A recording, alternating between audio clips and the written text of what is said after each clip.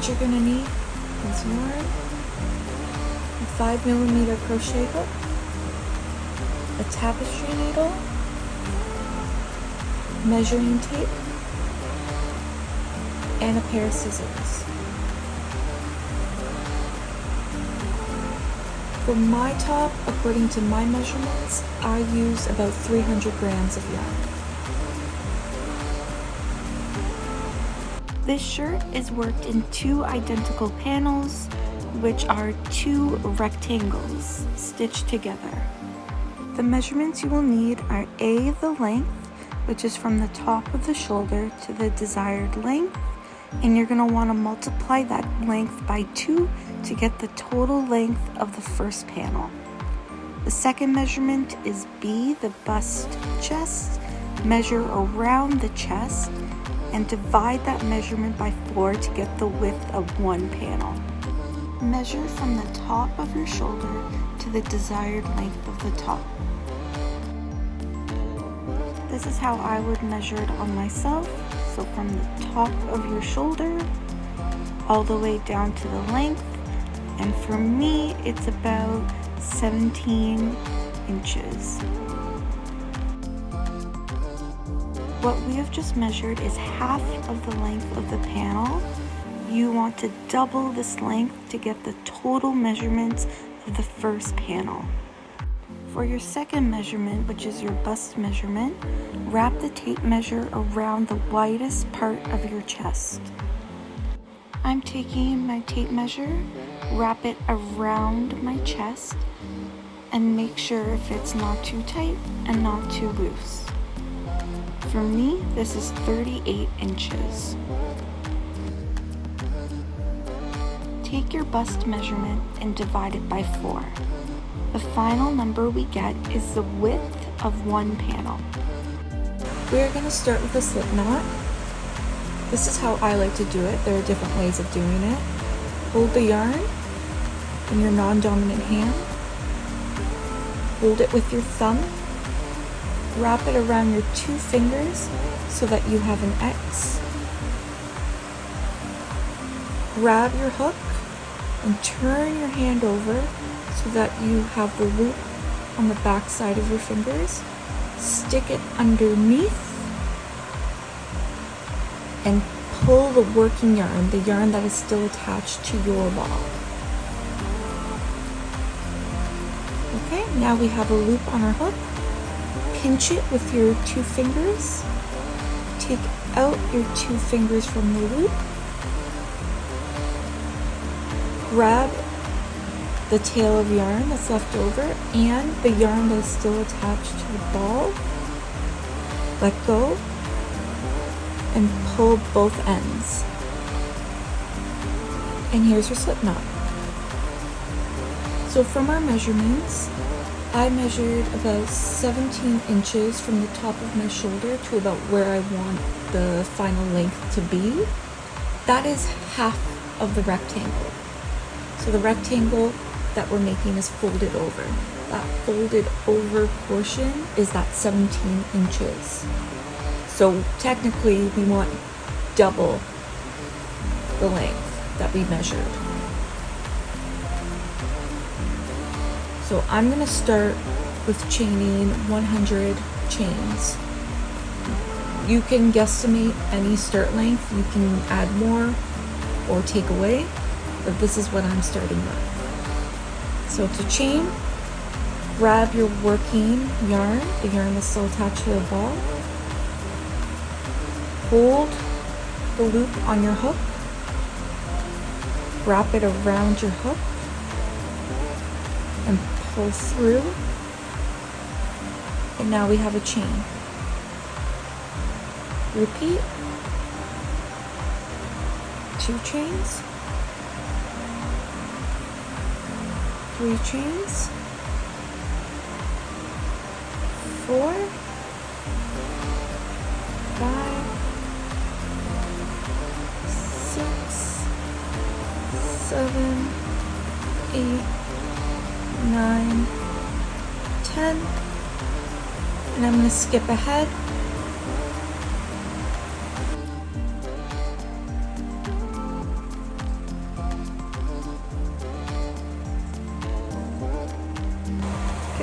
I've laid out my measuring tape, and I want mine to be about 17 or 18 inches. And again, this is half the length of the total rectangle we are doing. I started with 100 chains. I'm not sure if it is long enough. So what I'm doing is grabbing our chains, fold it in half, and give it a slight stretch, because as we crochet into this chain, it will slightly stretch as we crochet. So I start it at the beginning of my measuring tape, give it a slight stretch. It's only at 15 inches, so I'm gonna add about 10 more chains and then I'll get back to you. Okay, I have added 10 more chains, so I'm now at 110 chains. I'm gonna fold my chain back up again, and let's measure again to see how big. Okay, it is just making 17. So I'm gonna add another, I'm gonna say 6 stitches. Okay, so I have chained 120 chains. What you're gonna do is fold your length in half, like this. Put it along your measuring tape and give it a slight stretch. So I am now at my 17, 18. I'm now at my 18 inches. So imagine this is your shirt, where this is the top, where it's folded in half. Oops. And then this would be the bottom of your shirt. Make sure you count your chains. I don't want to stress this enough. You don't want to end up with a different amount than when you make your second panel. So this is 1/2 of the shirt. You are going to want to make 2 of these. Now that we have our desired length, again for me this is 120 chains, but for you it could be more or less depending on how long or how short you want your shirt to be. So for this shirt I'm only using double crochets. This entire pattern is double crochets, just to make it easier to make, and it's a bit faster to make too. So what I do is I add an extra 2 chains. Technically this would be our turning chain. So we have our extra 2 chains, and we're gonna want to go into the 3rd chain from the hook. So if we look a little bit more closely, we have 1, 2, and 3. You are going to want to go into that 3rd chain with a double crochet. Yarn over, go into that chain, wrap your yarn around your hook, pull through. Now you have 3 loops on your hook. Yarn over again, pull through 2 loops. Now you have 2 loops on your hook, yarn over again, and pull through those last 2 loops on your hook. And now we have our first double crochet. So if you want to make your life easier, you can put a stitch marker in this first chain. So this is what I'm going to use. I'm using a bobby pin into that first stitch, which is our first double crochet. So this chain 2 does not count as a stitch. For the ends, I will show you later on. I do not chain 2, chain 3, turn. I like to do a standing double crochet, and I will show you this later. We have 1 double crochet so far, which is marked with our bobby pin. Now, all you gotta do is put 1 double crochet in each of these chains all the way through.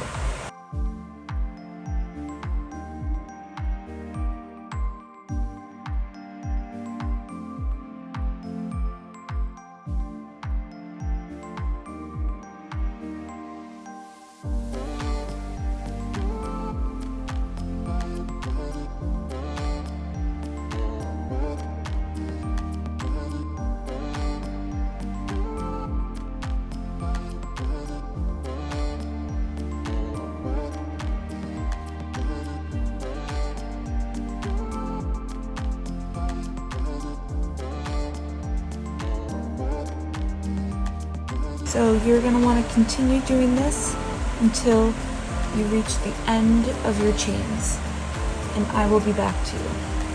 I am back at the end of my chain. No, I did add some lighting because it suddenly got gloomy and dark where I live.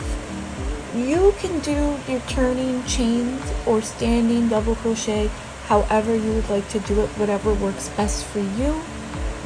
In the past, I did a chain 2 and double crochet in the same spot, but I found the standing double crochet method gives you the straightest edges, and that's all up to personal preference. I'm going to teach you how to do a standing double crochet.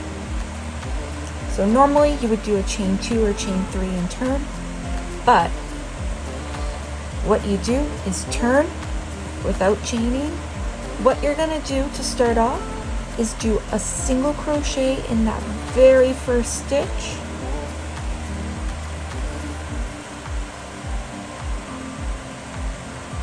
and finish off like a normal single crochet. See how there is 2 loops over here. Okay, see the first and the second loop. We are not going to touch that first loop, but instead we are going to add another single crochet in that second loop. Go up and finish off like a normal single crochet. So technically, a standing double crochet is 2 single crochets on top of each other. So now we have a standing double crochet. I'm going to put a stitch marker in that very first stitch, and then all you're going to do is double crochet into every stitch.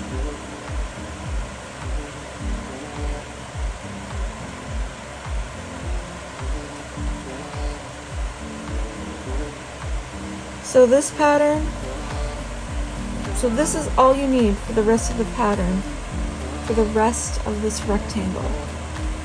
You're going to do a standing double crochet to begin your rows, and you just double crochet in the rest of your stitches. That's it.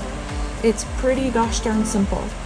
So you are going to double crochet until you reach the width of half of the shirt.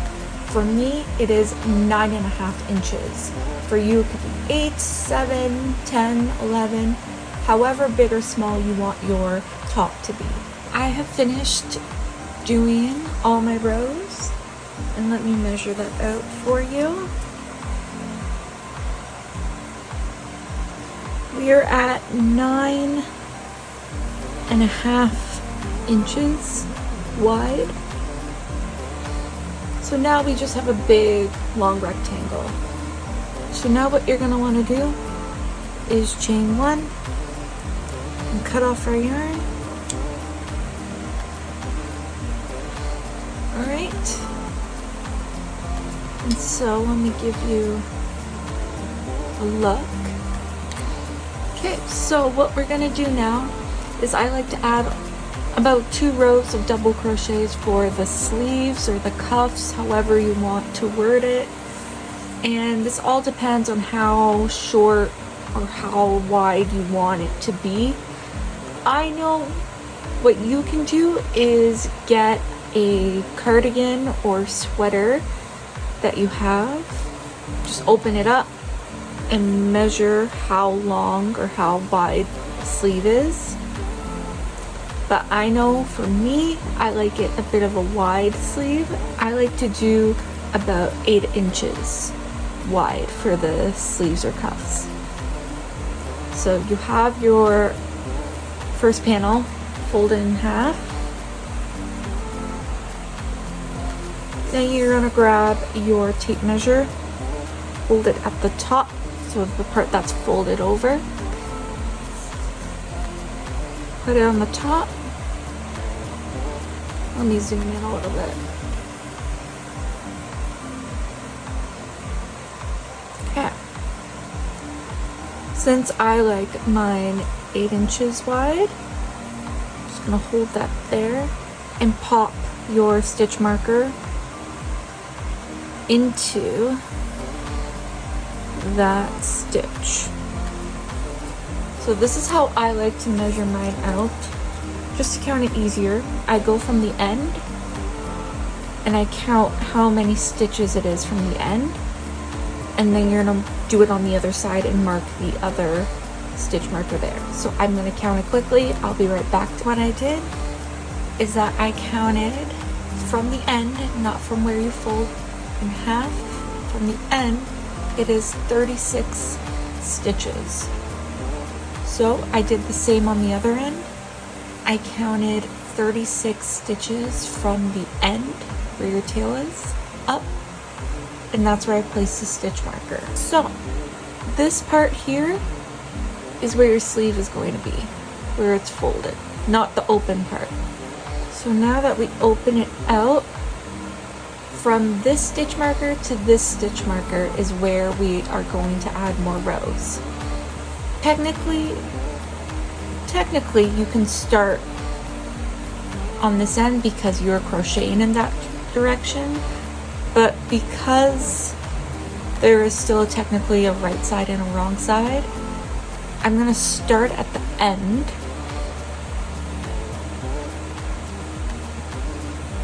pop your hook in, grab your yarn, and what I like to do, pull it through. I just like to start with tying a knot and leaving a little bit of an end in so we can crochet over that end. Okay, so pop out that stitch marker, pop your hook in, and so you're gonna pull through and just chain 1. Okay, so we're gonna turn our work.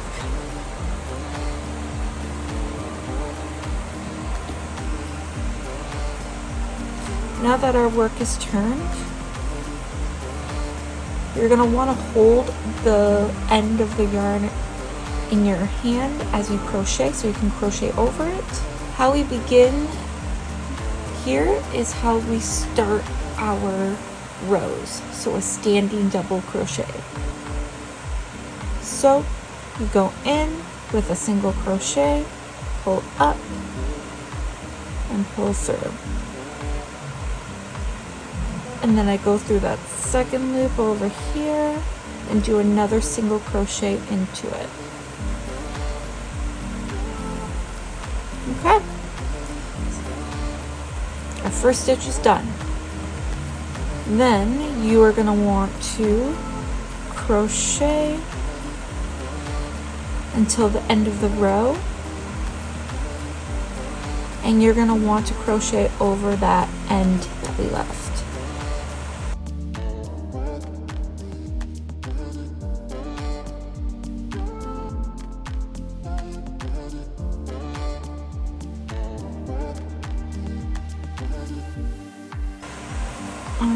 Almost here.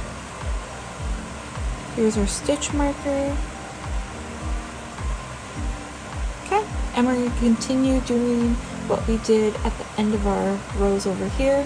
Is just flip our work without chaining and do a standing double crochet. So you stick your hook in, do a single crochet, go in that second loop and do another single crochet and pull through, and then this will be the final row for this half of the top. So again, easy peasy, just double crochet in each stitch until the end.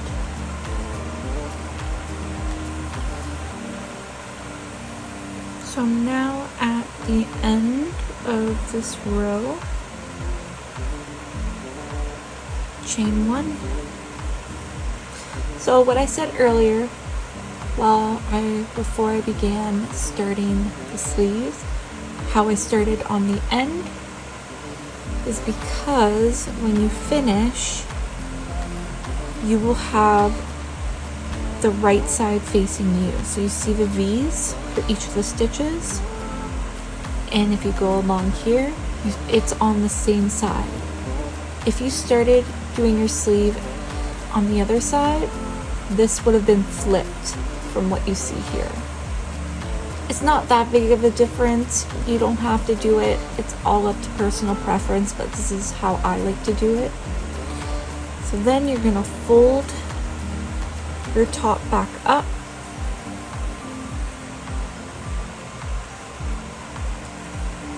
I like to sew all my edges together when I'm done the project instead of doing a slip stitch or a single crochet to stitch it together. I like to use a tapestry needle and stitch it all together. I find you have a flat finish, while I find if you single crochet the seams together, there tends to be a bump.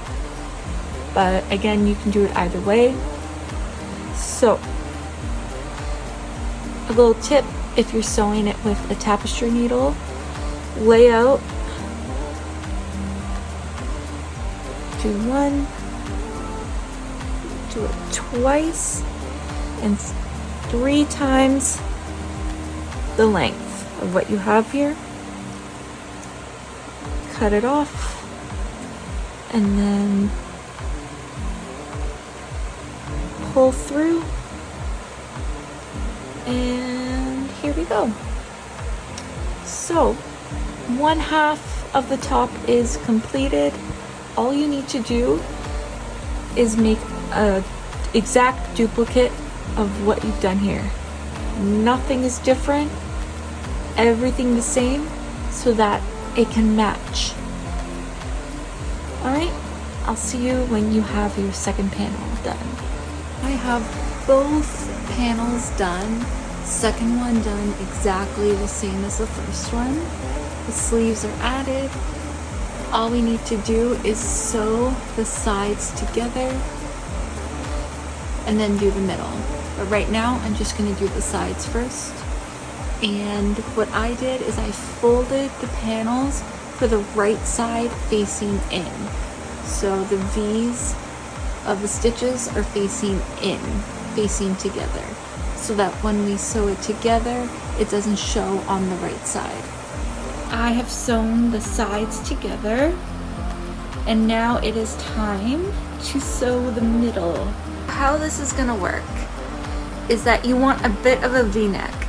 And in order to get that V-neck, we need to place stitch markers at whichever height you want the opening of your V-neck to be. Some people like it lower, some people like it higher. I like to go a little bit over here. Again, this all depends on how wide you want it to be or how loose you want it to be. Is count your stitches from the bottom to where you want your opening to be. And you want this number of stitches to be on the same on all 4 sides. So you're going to be placing 4 stitch markers, one here, and then on the back. So once I place the stitch markers, I will show you exactly how that looks like. Okay, I am back after placing my stitch markers. So I ended up counting 40 stitches up, and I placed a stitch marker here.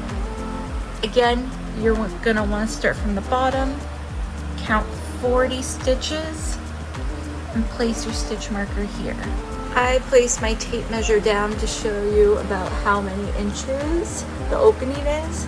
So it is about at 6.5 inches. The only thing that is important is that the number of stitches that you place the stitch markers on are the same on all of the sides. So 1 stitch marker here, 1 stitch marker here.